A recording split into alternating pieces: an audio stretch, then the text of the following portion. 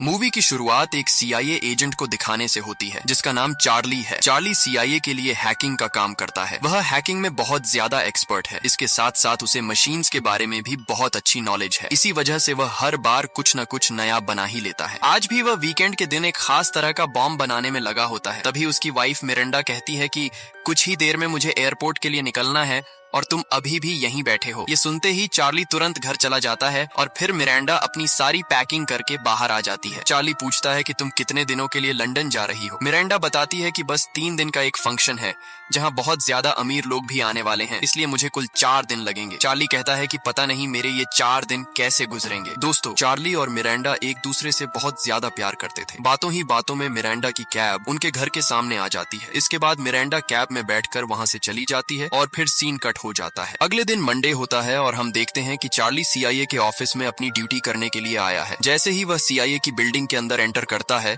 उसकी हर छोटी से छोटी चीज कैमरा से डिटेक्ट होती है। पूरी चेकिंग होने के बाद ही उसे अंदर जाने की परमिशन मिलती है। जब चार्ली रोज की तरह अपना काम कर रहा होता है, तभी अचानक सीआईए के बहुत मजबूत सिक्योरिटी सिस्टम के अंदर एक दूसरा हैकर घुस जाता है। चार्ली तुरंत उस हैकर को सीआईए के सारे सिस्टम से बाहर निकाल देता है, लेकिन तभी वह हैकर चार्ली को मैसेज करता है। उस हैकर का नाम इनक्विलाइन होता है। वह कहता है कि यह मेरा असली नाम नहीं है और मैं तुम्हारे लिए किसी भी तरह का खतरा नहीं हूँ। चार्ली जवाब देता है कि अगर तुम गलती से सिस्टम में घुसे हो तो मैं कुछ नहीं कहूंगा, लेकिन ऐसी चीजें गलती से नहीं होती, इसलिए अपना मकसद बताओ। चार्ली धमकी देता है कि वरना तुम दुनिया के जिस भी कोने में छुपे होगे, मैं तुम्हें ढूंढकर सीआईए को तुम्हारे पीछे भेज दूंगा। इस पर इनक्विलाइन कहता है कि मैं तुम्हें कल बहुत ही इंपॉर्टेंट इन्फॉर्मेशन देने वाला हूँ जो तुम्हारे बॉस के बारे में है। तुम्हारा बॉस गद्दार है। इनक्विलाइन कहता है कि फिलहाल मैं इससे ज्यादा कुछ नहीं बता सकता। ये सुनकर चार्ली कहता है कि अगर मैं चाहूँ तो तुम्हारी लोकेशन ट्रैक कर सकता हूँ और मुझे पता है कि तुम टर्की के रहने वाले हो, इसलिए मुझसे खेल मत खेलो और सच बताओ। इसके बाद इनक्विलाइन पूरा सच बता देता है। वह कहता है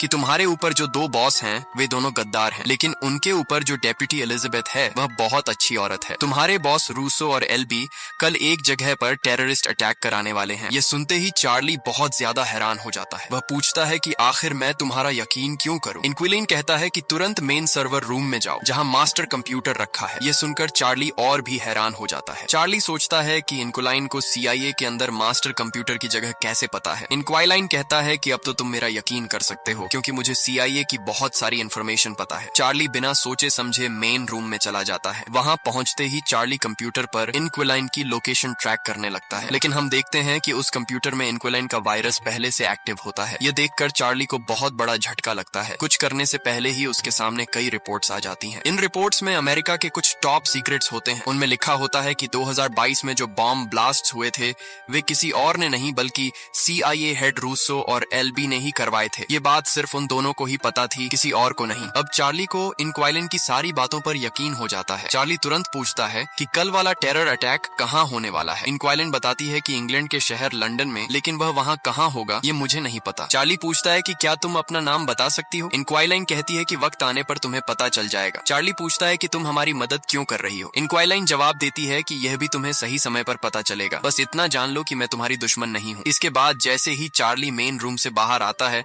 वहाँ उसे उसका दोस्त एलेक्स मिलता है। एलेक्स पूछता है कि भाई सब ठीक तो है? तुम बहुत परेशान लग रहे हो। चार्ली कहता है कि बस थोड़ा चक्कर आ रहा है, इसलिए मुझे खुली हवा चाहिए। चार्ली घर पहुँचते ही अपनी वाइफ को फोन करने वाला होता है। तभी उसे याद आता है कि लंदन में बहुत बड़ा इवेंट होने वाला है। शायद कल वाला टेरर अटैक उसी इवेंट में हुआ हो। वह फिलहाल मिरांडा को कुछ नहीं बताता और फिर से सीआईए बिल्डिंग चला जाता है। वह सीधे अपने हेड रूसो से मिलता है, वही रूसो जिसने खुद ही टेरर अटैक प्लान किया था। चार्ली कहता है कि सर, मुझे लगता है लंदन में टेरर अटैक होने वाला है, इसलिए हमें वहाँ सीआईए भेजनी चाहिए। रूसो कहता है कि चिंता मत करो, अगर कुछ होने वाला होता तो सीआईए को पहले से पता होता। तभी डेप्यूटी उन्हें अपने ऑफिस में बुलाती है। वहाँ पहुंचकर डेप्यूटी चार्ली से कहती है कि मुझे बहुत अफसोस के साथ बताना पड़ रहा है कि लंदन में अभी अभी एक टेरर अटैक हुआ है जिसमें तुम्हारी वाइफ मिरांडा की मौत हो चुकी है। ये सुनते ही चार्ली सन्न रह जाता है। वह कहता है कि जरूर कोई गलतफहमी हुई होगी, प्लीज फिर से चेक कीजिए, शायद वह कोई और औरत हो। लेकिन डेप्यूटी कहती है कि मुझे भी बहुत अफसोस है, मिरांडा अब नहीं रही। इसके बाद रूसो टीवी ऑन करता है। न्यूज में चार्ली देखता है कि एक टेररिस्ट ने मिरांडा को पकड़ा और बिना सोचे समझे उसे गोली मार दी। ये देखकर चार्ली पूरी तरह टूट जाता है। कुछ देर बाद उसका दोस्त उसे घर छोड़ने आता है। घर के बाहर रिपोर्टर्स और मीडिया वाले इंटरव्यू लेने के लिए खड़े होते हैं, लेकिन चार्ली सबसे मुंह छुपाकर घर के अंदर चला जाता है। वह कभी घर के एक कोने में तो कभी दूसरे कोने में बैठा रहता है, क्योंकि हर जगह उसे मिरांडा की याद सताती रहती है। अगले दिन चार्ली फिर से CIA ऑफिस जाता है जहाँ रूसो और एल्बी दोनों मौजूद होते हैं। चार्ली कहता है कि हम CIA वाले हैं, दुनिया की नंबर 1 इंटेलिजेंस एजेंसी हैं, फिर भी हमें लंदन वाले अटैक की खबर कैसे नहीं मिली। रूसो कहता है कि हम भी इंसान हैं, हमसे भी गलती हो सकती है। चार्ली कहता है कि चलो गलती मान ली, लेकिन अब मिरांडा के कातिलों को ढूंढ तो सकते हैं। इस पर एल्बी कहता है कि तुम्हें अभी बहुत बड़ा सदमा लगा है, इसलिए तुम ऐसा सोच रहे हो। एल्बी कहता है कि हम पूरी कोशिश कर रहे हैं, लेकिन वे टेररिस्ट बहुत चालाक हैं। तब चार्ली समझ जाता है कि ये दोनों गद्दार हैं और उसकी मदद नहीं करेंगे। वह वापस घर चला जाता है, जहाँ हर कोने में उसे मिरांडा की याद आती है। इसी वजह से वह बाहर ग्रास पर आकर बैठ जाता है और वहीं सो जाता है। अगले दिन चार्ली एयरपोर्ट जाकर मिरांडा की डेड बॉडी कलेक्ट करता है। उसी रात वह मिरांडा का सूटकेस देखता है जिसे वह लंदन ले गई थी। चार्ली सूटकेस को गले लगाकर फूट फूट कर रोता है और रोते रोते पूरी रात गुजर जाती है। सुबह होते ही चार्ली फैसला करता है कि अब वह खुद ही अपनी वाइफ के कातिलों से बदला लेगा। इसी वजह से चार्ली तुरंत अपने ऑफिस आता है और मेन सिक्योरिटी रूम में जाकर लंदन में जिस बिल्डिंग में टेरर अटैक हुआ था वहां के सारे कैमरास चेक करना शुरू कर देता है। कुछ ही मिनटों में उसे उन 3 लोगों की इंफॉर्मेशन मिल जाती है जिन्होंने मिरांडा को मारा था। उन 3 लोगों में 2 आदमी और एक औरत थी। जब चार्ली ने और ज्यादा इन्वेस्टिगेशन की तो उसे पता चला कि वे कोई और नहीं बल्कि रशियंस हैं। उन 2 आदमियों के नाम लिसांद्रो और मोनिसेंट थे, जबकि उनकी साथी का नाम सिलीन था। चार्ली ने कुछ ही मिनटों में उन तीनों की पूरी डिटेल्स निकाल ली, लेकिन तभी रूसो और एल्बी उसे अपने रूम में बुला लेते हैं। वे कहते हैं कि तुम्हें यह सब करने की जरूरत नहीं है, हम सब कुछ हैंडल कर लेंगे। इस पर चार्ली उनसे पूछता है कि हैंडल करने का क्या मतलब है। चार्ली कहता है कि मैंने कुछ ही मिनटों में सब कुछ पता कर लिया और तुम्हें 3 दिन लग गए यह तय करने में कि हम हैंडल करेंगे। तुम्हें उतना भी नहीं पता चला जितना मुझे आधे घंटे में पता चल गया। चार्ली कहता है कि शायद तुम जानना ही नहीं चाहते। इस पर रूसो कहता है कि अगर तुम डॉक्टर को दिखाओगे तो शायद तुम्हारी हालत ठीक हो जाए। तब चार्ली समझ जाता है कि ये लोग पूरी तरह बिक चुके हैं, इसलिए अब जो भी करना है उसे खुद ही करना होगा। अगले दिन चार्ली अपनी शर्ट पर एक रिकॉर्डर लगाता है और उस रिकॉर्डर को पेपर क्लिप से कुछ पेपर्स पर लगा देता है। वे पेपर्स सीधे रूसो के रूम में जाते हैं, जहां चार्ली उन पेपर्स पर रूसो और एल्बी के किए हुए साइंस दिखाता है। चार्ली कहता है कि ये पेपर्स देखिए, इन पर आपके साइंस हैं। इन पेपर्स में लिखा है कि 2022 में लॉस एंजलिस में जो अटैक्स हुए थे उनकी इंक्वायरी CIA खुद करेगी। इंक्वायरी और नोटिफिकेशंस के बाद उन अटैक्स पर कोई पेपर वर्क नहीं किया गया। चार्ली पूछता है कि बताइए CIA कब से चोर बनने लगी। ये सुनते ही एल्बी बहुत ज्यादा गुस्सा हो जाता है। वह कहता है कि बेटे, CIA से निकाले जाने से पहले अपनी लिमिट्स में रहो और जितना पैसा मिलता है उतना ही काम करो। एल्बी धमकी देता है कि कहीं ऐसा ना हो कि हम तुम्हें कहीं छोड़ आएं। इस पर चार्ली कहता है कि धमकियां सुनना अच्छा लगता है, धमकाने से बेहतर है कि कुछ करके दिखाओ। तब रूसो पूछता है कि तुम हमसे क्या चाहते हो। चार्ली कहता है कि मुझे तुमसे कुछ नहीं चाहिए, मैं बस चाहता हूँ कि मुझे इन दीवारों से बाहर निकाला जाए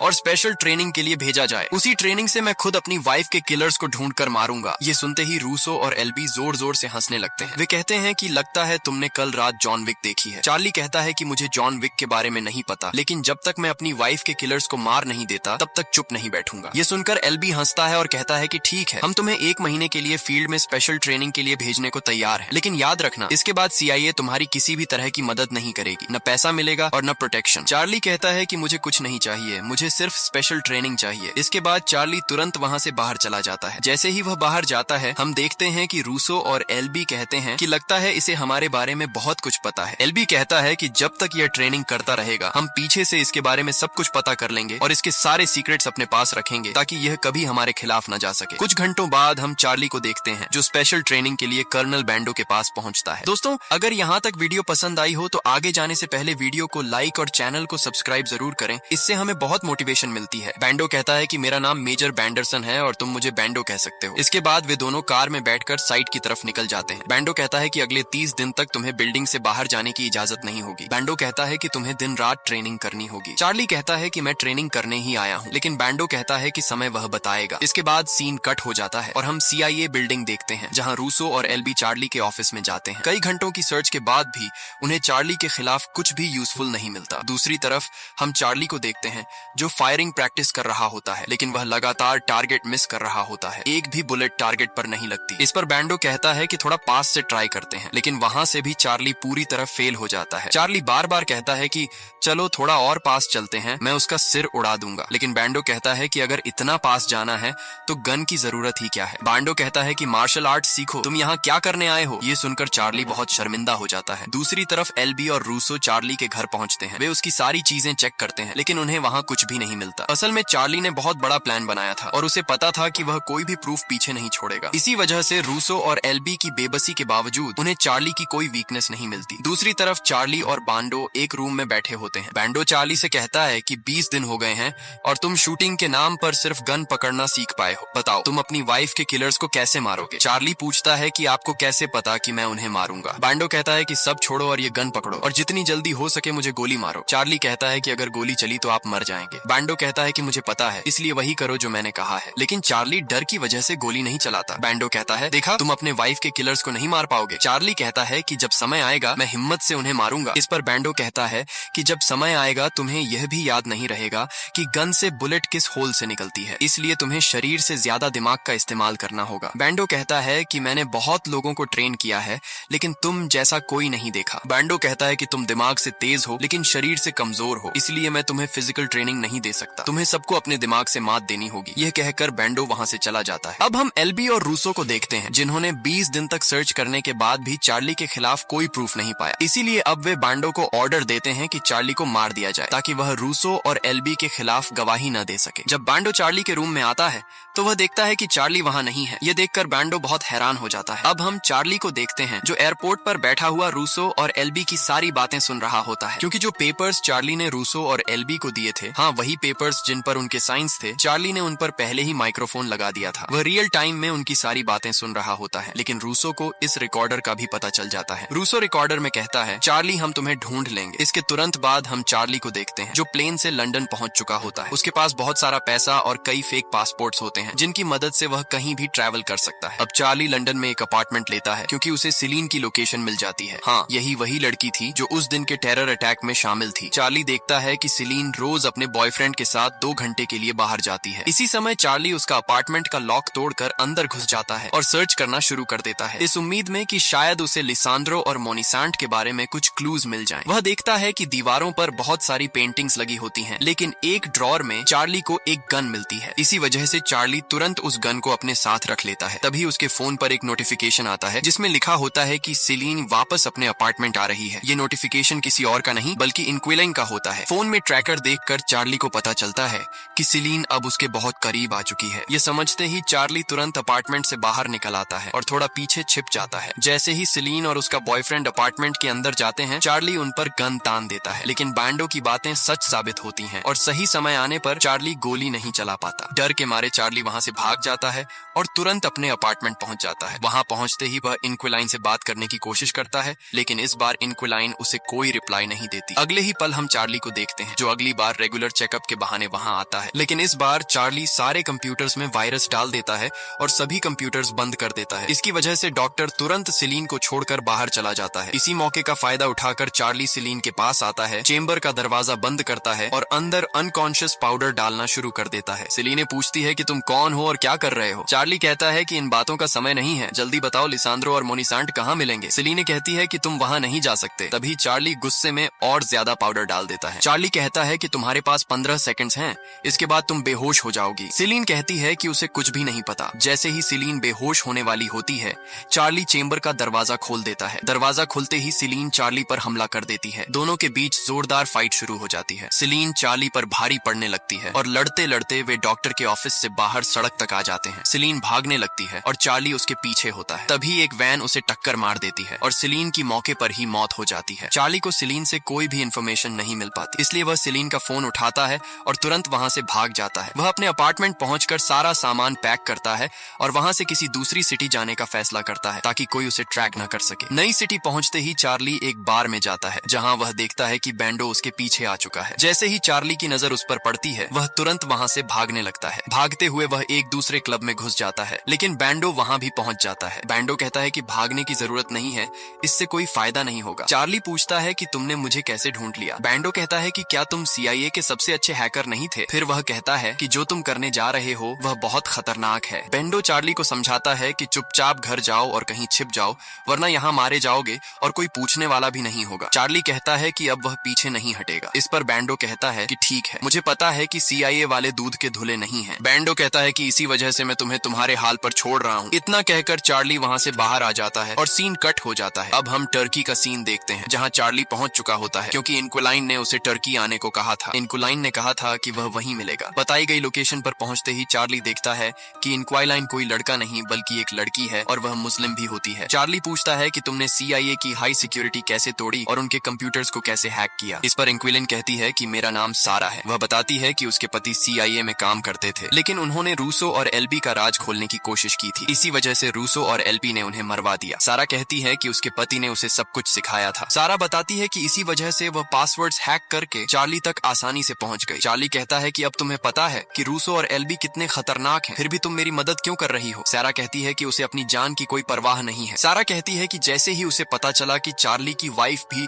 टेरर अटैक में मारी गई है, उसने चार्ली का साथ देने का फैसला कर लिया। पहले वह सिर्फ रूसो और LB के प्लान खराब करना चाहती थी, लेकिन अब वह चार्ली का पूरा साथ देगी। इसके तुरंत बाद हम चार्ली को एक होटल में देखते हैं। वहां पहुंचते ही वह एक वैक्यूम मशीन को स्विमिंग पूल के वैक्यूम चेंबर में फिट कर देता है। इसका क्या मकसद है ये हमें आगे पता चलता है। जिस जगह चार्ली आया था वहां उसे मोनीसेंट मिलने वाला होता है, लेकिन तभी सारा बताती है कि वहां एक और आदमी भी है जो CIA के लिए काम करता है और एक जॉनसन नाम का आदमी है जो रशियन इंटेलिजेंस के लिए काम करता है। चार्ली कहता है कि CIA का आदमी बैंडो है, लेकिन दूसरे आदमी के बारे में उसे कुछ नहीं पता। सारा कहती है कि दूसरा आदमी मोनीसेंट का ही होगा, इसलिए दोनों से बचकर रहना। यहाँ हम मोनीसेंट को देखते हैं, जो इतना अमीर था कि उसने अपने पूरे अपार्टमेंट में स्विमिंग पूल बनवा रखा था। वह टॉप फ्लोर पर रहता था और हर रात आराम से स्विमिंग करता था। आज भी मोनीसेंट रोज की तरह स्विमिंग कर रहा होता है। तभी वहाँ चार्ली पहुंच जाता है। मोनीसेंट कहता है कि लगता है तुम्हें अपनी जान प्यारी नहीं है, तुम ऊपर क्या कर रहे हो। चार्ली जवाब देता है, ऊपर तो अब तुम जाने वाले हो, जैसे ही मैं यह बटन दबाऊंगा मोटा ग्लास टूट जाएगा। चार्ली धमकी देता है कि ग्लास टूटते ही तो सीधा ऊपर चला जाएगा, इसलिए मुझे बता दो लिसांड्रो कहाँ मिलेगा। ये सुनते ही मोनीसेंट डर जाता है और तुरंत लिसांड्रो की लोकेशन बता देता है, लेकिन चार्ली इतना गुस्से में होता है कि वह बटन दबा देता है। धीरे धीरे ग्लास टूटने लगता है। मोनीसेंट बाहर निकलने की बहुत कोशिश करता है, लेकिन ग्लास पूरी तरह टूट जाता है और मोनीसेंट नीचे गिरकर मर जाता है। सारा के कहने पर चार्ली वहाँ से तुरंत भाग जाता है, लेकिन तभी जॉनसन और बैंडो उसका पीछा करने लगते हैं। एक जगह जॉनसन चार्ली को पकड़ने ही वाला होता है कि तभी बैंडो जॉनसन पर हमला कर देता है। बैंडो उसे बुरी तरह पीटने लगता है, लेकिन जॉनसन भी कम नहीं होता। वह अपनी गन से बैंडो के पेट में गोली मार देता है। अगले ही पल बैंडो जॉनसन के सिर में गोली मारकर उसे ढेर कर देता है। इसके बाद बैंडो चार्ली से कहता है कि वह उसे पकड़ने नहीं बल्कि उसकी मदद करने आया था। वह चार्ली से कहता है कि जाओ और अपनी वाइफ का बदला लो। बैंडो कहता है कि अगर गलती से कोई जिंदा बच गया तो ये मत कहना कि मैं तुम्हारे साथ मिला हुआ हूँ, वरना मेरी जॉब भी जाएगी और मेरी जान भी। ये सुनते ही चार्ली तुरंत वहाँ से भाग जाता है। इसके बाद हम रात का सीन देखते हैं, जहाँ सारा और चार्ली जिस जगह रुके होते हैं वहाँ टर्किश आर्मी हमला कर देती है। ये सब अमेरिकन CIA के कहने पर किया गया होता है। सारा चार्ली को कार में बैठाकर वहाँ से भागने लगती है। चारों तरफ से फायरिंग शुरू हो जाती है, लेकिन सारा बड़ी होशियारी से कार चलाती रहती है। तभी एक बुलेट सारा की छाती में लग जाती है और सारा की मौके पर ही मौत हो जाती है। ये देखकर चार्ली बहुत ज्यादा डर जाता है। चार्ली तुरंत सारा को कार की साथ ही सीट पर लिटा देता है और खुद कार चलाने लगता है। किस्मत से वह टर्किश आर्मी से बच निकलता है और एयरपोर्ट पहुंच जाता है। वहां से वह सीधे प्लेन पकड़ता है और लिसांड्रो की लोकेशन पर पहुंच जाता है, लेकिन तभी पीछे से कोई चार्ली पर हमला करता है, उसे बेहोश कर देता है और लिसांड्रो की बोट पर ले आता है। होश में आते ही लिसांड्रो चार्ली से कहता है कि तुमने सिलीनी को मारा, मोनीसेंट को भी मारा और तुम्हें लगा कि मुझे पता नहीं चलेगा। तुम इतने बेवकूफ हो कि लिसांड्रो को मारने खुद आ गए। चार्ली कहता है कि मुझे बस तुम्हें मारना है और कुछ नहीं। तुमने मेरी वाइफ को मारा है, इसलिए अब तुम मरोगे। लिसांड्रो कहता है कि मैंने तुम्हारी वाइफ को नहीं मारा, उसे LB और रूसो ने मरवाया था। मैं और मेरे दो साथी उनके कहने पर उन टेररिस्ट्स पर हमला कर रहे थे। हमारा मिशन कुछ और था। तुम्हारी वाइफ रास्ते में आ गई, इसलिए मैंने अपना रास्ता साफ किया। असल में सारा क्रेडिट CIA को जाना चाहिए। लिसांड्रो कहता है कि अगर तुम इस मास्टर प्लान का क्रेडिट मुझे देना चाहते हो तो मैं खुशी खुशी ले लूंगा। अब बताओ, तुम मुझे मारना चाहते हो या CIA के LB और रूसो को? चार्ली कहता है कि तुम जरूर मरोगे। तभी लिसांड्रो अचानक चार्ली को एक गन देता है और कहता है, लो इसे और एक ही शॉट में मुझे मार दो। चार्ली गन पकड़ लेता है और हमें लगता है कि वह लिसांड्रो को मार देगा ताकि लिसांड्रो के आदमी भी चार्ली को न छोड़ें, लेकिन तभी चार्ली वह गन छोड़ देता है। हम देखते हैं कि लिसांड्रो की बोट अब कंट्रोल से बाहर हो चुकी होती है। दरअसल यह सब चार्ली की प्लानिंग थी। चार्ली ने पहले ही घर पर लिसांड्रो की बोट हैक कर दी ली थी और उसकी लोकेशन सीधे LOC के पास सेट कर दी थी। अब बोट नॉर्वे से रोमानिया की बॉर्डर क्रॉस कर जाती है। तुरंत रोमानियन आर्मी चारों तरफ से उस बोट को घेर लेती है। चार्ली आराम से बैठकर पानी पी रहा होता है। थोड़ी ही देर में रोमानियन आर्मी लिसांद्रो